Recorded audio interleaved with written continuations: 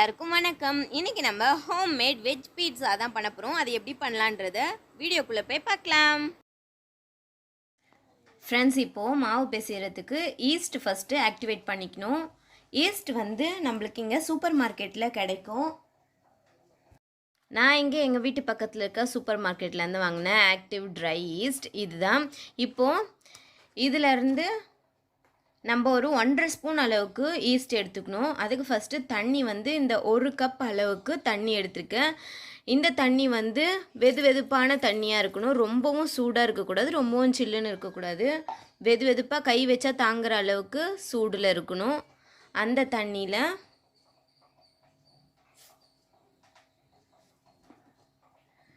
ரெண்டு ஸ்பூன் அளவுக்கு சர்க்கரை சேர்த்துக்கணும்.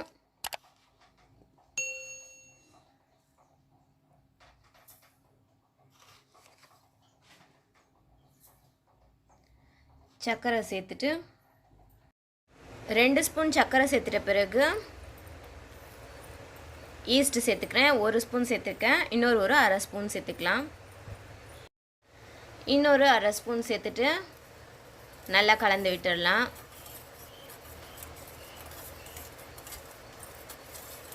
இது ஒரு 5 நிமிஷம் இருக்கட்டும். ஈஸ்ட் நல்லா ஆக்டிவேட் ஆகிட்டு வரும், அப்புறம் பார்க்கலாம்.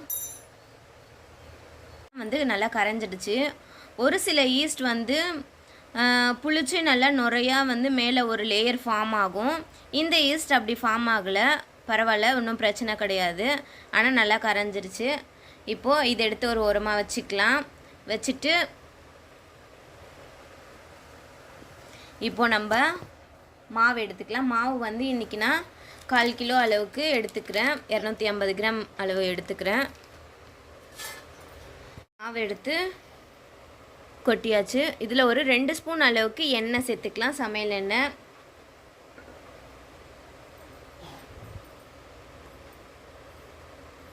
இதில் ஒரு 2 பீஸாக செய்யலாம். இந்த மாவில் 1/4 கிலோ மாவில் ஈஸ்ட் போட்டு வச்சுருக்கோம் இல்லையா, இது ஆக்டிவேட் ஆகிடுச்சு. இப்போ இதை சேர்த்துக்கலாம். கொஞ்சம் கொஞ்சமாக ஊற்றிக்கோங்க, நிறைய சேர்க்காதீங்க. கொஞ்சம் கொஞ்சமாக ஊற்றி பிசைஞ்சுக்கோங்க.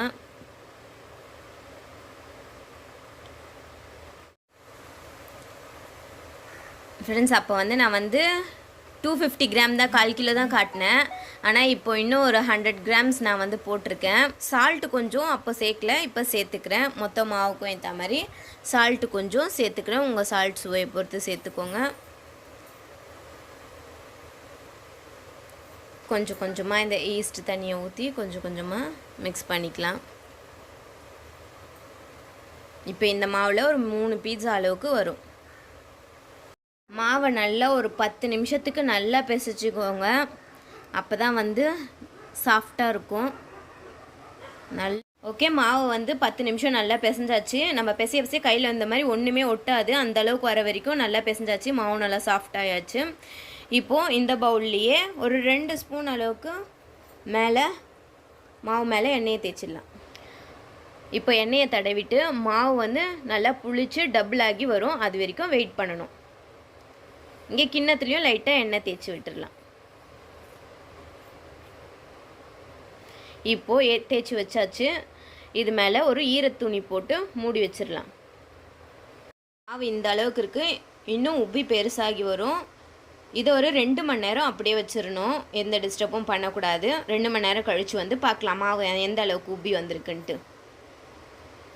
ஓகே, மாவு நல்லா பிசைஞ்சு ரெடியாக இருக்குது. இப்போ இது மேலே ஒரு ஈர துணியை போட்டு மூடி வச்சிடலாம். 2 மணி நேரம் கழித்து வந்து ஓப்பன் பண்ணலாம். ஃப்ரெண்ட்ஸ், 2 மணி நேரம் ஆகிடுச்சு. மாவு பாருங்கள் எவ்வளோ டபுளாக உப்பி வந்திருக்கு. ஓகே, மாவு வந்து நல்லா ரெடி ஆயாச்சு. இப்போது இதை செய்ய ஸ்டார்ட் பண்ணிடலாம். நீங்கள் வந்து ஈவினிங் டைம் போல் உங்களுக்கு வேணும்னா நீங்கள் ஒரு ஈவினிங் 6 o'clock செய்ய போகிறீங்க அப்படின்னா நீங்கள் ஒரு 3 மணிக்கே மாவை ரெடி பண்ணி ஊற வச்சுருங்க. அதுக்கப்புறம் நீங்கள் காய்கறிலாம் அரைஞ்சி ப்ராசஸ் செய்யறதுக்கு 6 மணிக்கெலாம் உங்களுக்கு ரெடி ஆகிடும். நீங்கள் அப்போ சாப்பிட பீட்சா சூடாக ரெடியாக கிடைக்கும். டைம் வந்து உங்களுக்கு ஏற்ற மாதிரி பார்த்து சேவ் பண்ணி பண்ணுங்கள். இந்த மாவை இன்னொரு வாட்டி நல்லா பிசைஞ்சிக்கலாம். பாருங்கள் மாவு எவ்வளோ சூப்பராக ரெடி ஆகிருக்கு. வந்து நல்லா ஒரு வாட்டி பிசைஞ்சாச்சு. பிசைஞ்சிட்டு நான் 3 பீஸாக செய்ய போகிறேன்னு சொன்னேன் இல்லையா, அதனால் மாவை 3ஆக டிவைட் பண்ணி வச்சுருக்கேன். இப்போது நான் பீஸா வந்து இந்த பிளேட்டில் தான் செய்ய போகிறேன். இப்போ இந்த பிளேட்டில் செட் பண்ணிக்கலாம் எப்படின்ட்டு.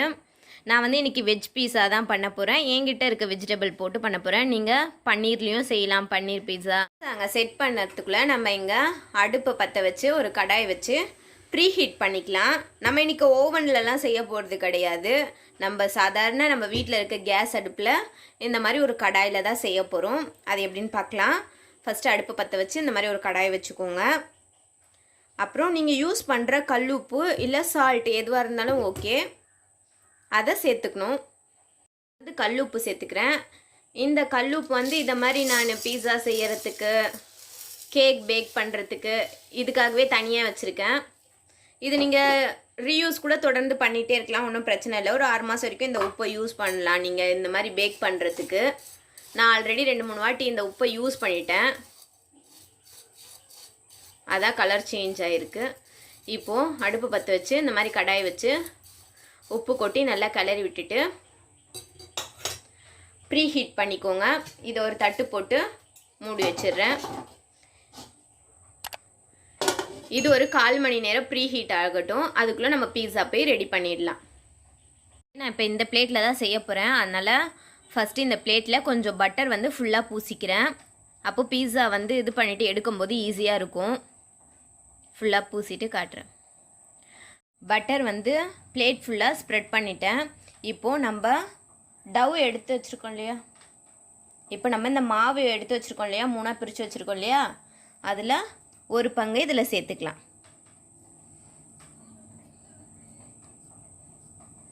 இதை நல்லா விரித்து விட்டுக்கலாம் மாவை.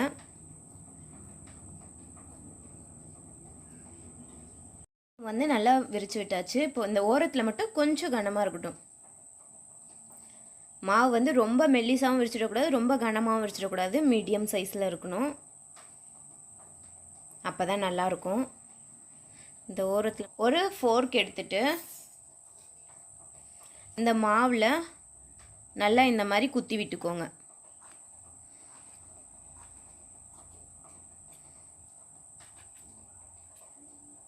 அப்போ தான் வந்து வேகும்போது மாவு ப்ளஃபியாக எழுந்து வராது, அப்படியே இருக்கும்.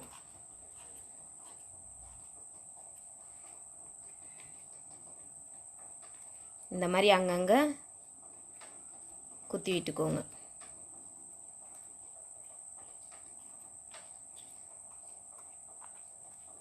நம்ம பீஸா சாஸ் அது சேர்த்துக்கணும்.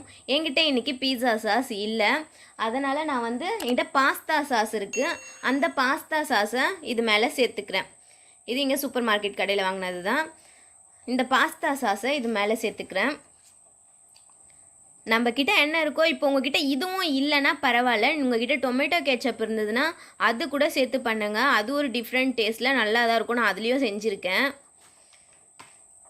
இப்போ இந்த சாஸ் சேர்த்துட்டு நல்லா ஸ்ப்ரெட் பண்ணிக்கோங்க ஃபுல்லாக, மாவு ஃபுல்லாக.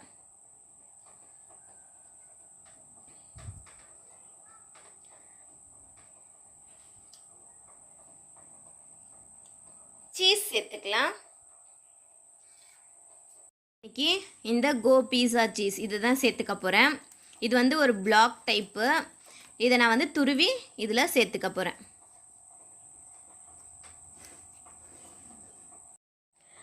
துருவி வச்ச சீஸை பீஸா மேலே சேர்த்தாச்சு. உங்களுக்கு எந்த அளவுக்கு வேணுமோ அந்த அளவுக்கு சேர்த்துக்கோங்க. எனக்கு இந்த அளவுக்கு போதும், அதனால் நான் இந்த அளவோட நிறுத்திடுறேன். இப்போ இதுக்கு மேலே நம்ம வெட்டி வச்சுருக்க காய்கறியெல்லாம் எடுத்து சேர்த்துக்கலாம். இன்றைக்கி வந்து வெங்காயம், தக்காளி, 3 கலரில் உள்ள குடைமிளகாய் சேர்த்துருக்கேன். சிகப்பு, மஞ்சள், பச்சை, இதுதான் என்கிட்ட இருக்குது, அதனால் நான் இதை சேர்த்துருக்கேன். உங்கள்கிட்ட மஷ்ரூம் இருந்தாலும் அதை சேர்த்துக்கலாம். ஆலிவ்ஸ், பன்னீர், பேபிகார்ன், இந்த மாதிரி எது இருந்தாலும் நீங்கள் சேர்த்துக்கலாம். எல்லா காய்கறியும் சேர்த்தாச்சு. இப்போது இதுக்கு மேலே இன்னும் கொஞ்சம் சீஸ் சேர்த்துக்கலாம்.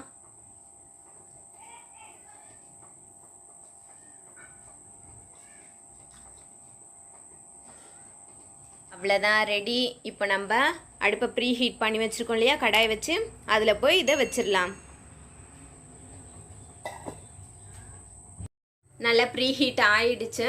இப்போ இந்த மாதிரி ஒரு பிளேட் வச்சுக்கலாம். இந்த மாதிரி ஒரு பிளேட் வச்சுட்டு அதுக்கு மேலே நம்ம இந்த பீஸா ரெடி பண்ணியிருக்கோம் இல்லையா, அந்த பிளேட் வச்சிடலாம். இந்த பிளேட் வச்சுட்டு இப்போ இது ஒரு 15 நிமிஷம் அளவுக்கு இருக்கட்டும். அந்த பிளேட் தட்டு போட்டு மூடி வச்சிடலாம். 15 நிமிஷம் கழித்து வந்து பார்க்கலாம். அடுப்பு வந்து மீடியம் ஹீட்லேயே வைங்க. ரொம்ப ஸ்லோவும் வேணாம், ரொம்ப ஃபாஸ்ட்டும் வேணாம், மீடியம் ஹீட்லேயே வைங்க. ஓகே இப்போ கரெக்டாக 15 மினிட்ஸ் ஆயிருக்கு. ஓப்பன் பண்ணி பார்க்கலாம் எப்படி இருக்குன்னு.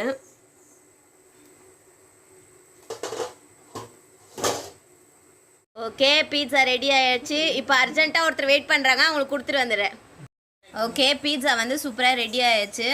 இப்போ தம்பி வந்து வேலைக்கு போகிறாங்கன்றதுனால அர்ஜென்ட்டாக அவங்களுக்கு எடுத்து கொடுத்துட்டோம். நான் வந்து எக்ஸ்ட்ரா 15 மினிட்ஸ் சொன்னேன் இல்லையா, எக்ஸ்ட்ரா 10 மினிட்ஸ் கழித்து தான் இதை எடுத்திருக்கேன். அதுக்கு மேலே ஆரிகானோ தூவிக்கிறேன். இப்போ இதை நம்ம சாப்பிட்லாம். ஓகே, அடுத்த பேட்ச் பீட்சா வந்து ரெடி பண்ணியாச்சு. இதையும் அதே மாதிரி செஞ்சு எடுத்துக்கலாம். என்ன சாப்பிட்ற? பிடிக்குமா உனக்கு? ரொம்ப பிடிக்குமா? சரி சாப்பிடு. நல்லா இருக்கா நான் செஞ்சது? ஆ, அம்மா வீட்லயே பீட்சா செய்வேன்ல. கடையில் சாப்பிட்றது நல்லா இருக்கா, வீட்டில் செய்கிறது நல்லா இருக்கா? அப்படியா? சரி சரி சாப்பிடு.